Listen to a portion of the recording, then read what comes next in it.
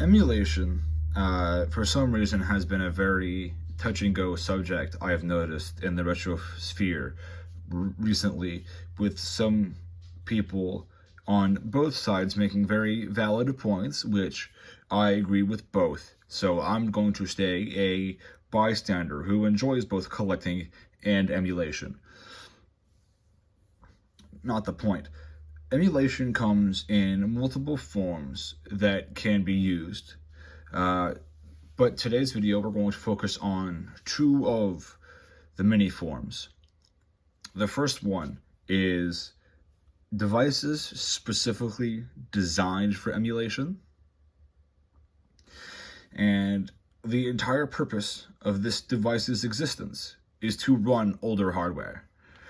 This specific system is called the ANPAL XU10. I'm pretty sure it's an Ambernick ripoff, but they used a DualShock D-pad, so it's alright. I like the DualShock D-pad.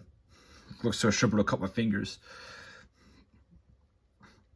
I have some gameplay footage of Battletech's Global Assault that I'll put here to show you that what these things are truly capable of. Okay, from the fire. But another form would be cartridges or R4 cards, flash cards, whatever you want to call them. They are cards or cartridges that hold multiple games. Now, what makes these so accessible is the fact that all you need is the original system, and the flash cart uses already existing hardware to run older games. Now, my flash cart is loaded with Kirby and Pokemon games because that's what I like to play. A great example would be the flash cart for the DS and the flash cart for the N64, stuff like that. And the major difference between these, which you've already probably gathered because you guys are wonderfully smart, much smarter than I am, that this device costs a lot more. This device cost me about 80 bucks. And it was a bit of a way to get set up. And once I got it set up, it worked just fine. And the flash cart worked. The flash cart for the Game Boy worked straight out of the box, and it was great. Now, keep in mind, this one came preloaded with games. This one did not. I have since deleted most of the games on here because there is no way I'm going to be able to play all those games. I've never understood that side of emulation, where people will take a flash cart or an emulation device and just load it with what feels like 4 million games, because when are you ever going to have the time to play all of those games? I understand the idea is that you won't be able to play all of them, you just want the opportunity to play all of them, but come on. Let's be real. Another form of emulation that we're going to touch on will be the computer emulation.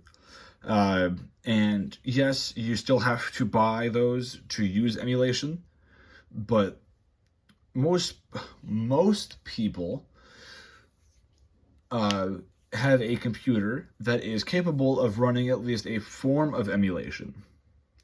Like my personal PC is capable of emulating up to PS3. Now, it is a modern computer with a 3090 Ti and 16 gigs of RAM. And so it is capable of running modern games like Call of Duty and games like God of War Ragnarok. But I don't do that because I have the game systems and I actually own the games. Not the point. Also, Android phones. Android phones are really easy to install emulators to. And it is crazy how easy that is. Another form of emulation is modding 3DS systems, or let's say modifying original old hardware to run emulated software. Like, for example, I've modded my GameCube. Well, no, I didn't mod it. I went to a local game store and they were so kind to mod it for me. But they modded my GameCube for me with Swiss, and now I can play games like Pikmin 251. So that's pretty cool. I can play a form of Luigi's Mansion that has all the bosses removed.